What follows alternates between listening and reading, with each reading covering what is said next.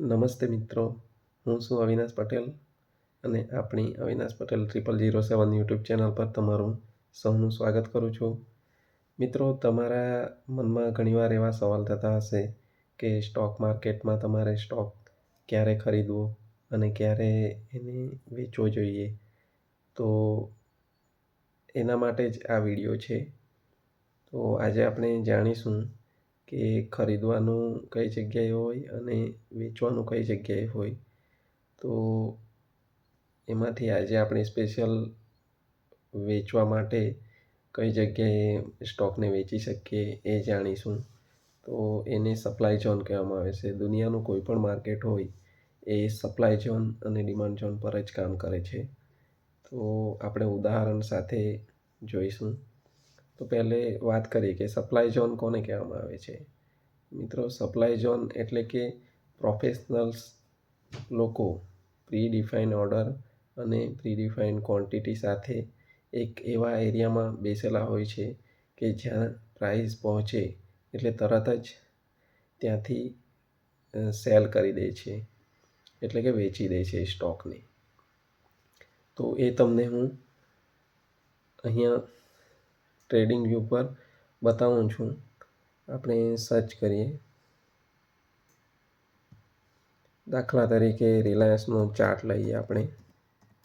Reliance, બરાબર. રિલાયન્સનો chart આપણે open કરીને તમે કેવા પ્રકારના ટ્રેડર છો એ પ્રમાણે તમે ચાર્ટ પર ટ્રેડિંગ કરી શકો. મેં અહીંયા 2 કલાકનો ચાર્ટ લીધો છે. 2 કલાકનો ચાર્ટ એક સ્વિંગ ટ્રેડર યુઝ કરે છે. હવે આ રિલાયન્સનો 2 કલાકનો ચાર્ટ છે, બરાબર. તો એમાં એક એવો એરિયા આપણને મળશે જ્યાંથી સેલર લોકો સેલ કરવાની શક્યતા ધરાવે છે. તો આ અહીંયા જે કર્સર છે, અહીંયા એક ગ્રીન કેન્ડલ છે, એના બાજુમાં એક નાની અમથી લાલ કેન્ડલ છે.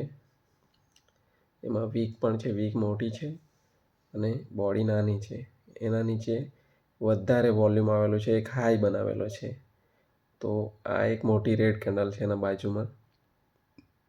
અહીંયાથી આપણે આપણો સ્ટોપ લોસ નક્કી કરી શકીએ છીએ કે અહીંયાથી આપણે એન્ટ્રી લઈશું અને એના ઉપર બધી કેન્ડલના જે વીક છે એનાથી ઉપર સ્ટોપ લોસ મૂકીશું, જેથી આપણો સ્ટોપ લોસ એકદમ નાનો હોય.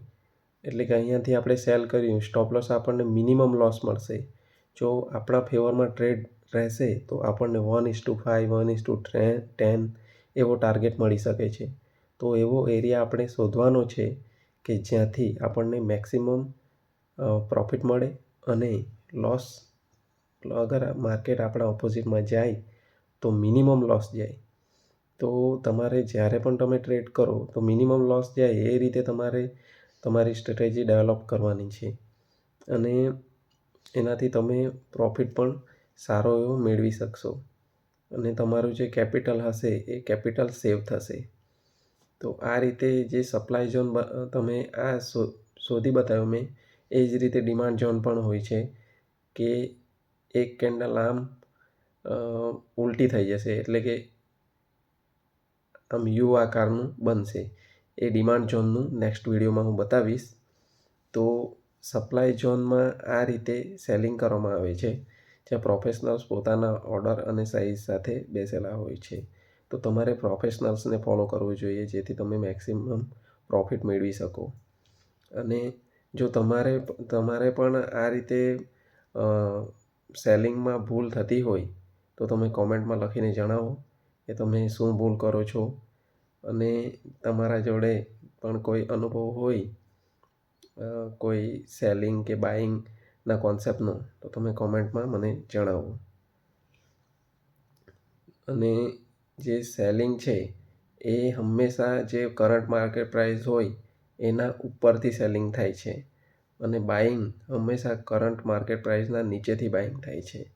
તો આપણે ક્યારેક પણ કરંટ માર્કેટ પ્રાઇસ પર બાય કે સેલ ના કરવું જોઈએ, કેમ કે પ્રોફેશનલ્સ એ રીતે સેલિંગ કે બાઇંગ નથી કરતા. અને પ્રોફેશનલ્સને ફોલો ના કરશો તો તમે ક્યારે પણ પ્રોફિટેબલ નહીં બની શકો માર્કેટમાં. તો આ વિડીયોમાં તમને સપ્લાય ઝોન વિશે શીખવા મળ્યું હશે. તો તમે આ ચેનલ પર નવા હોય તો ચેનલને સબસ્ક્રાઈબ કરી લો અને કોમેન્ટ કરજો, વિડીયોને લાઈક કરો અને તમારા મિત્રો સાથે શેર કરજો. ચાલો મળીએ બીજા વિડીયોમાં, ત્યાં સુધી ધન્યવાદ.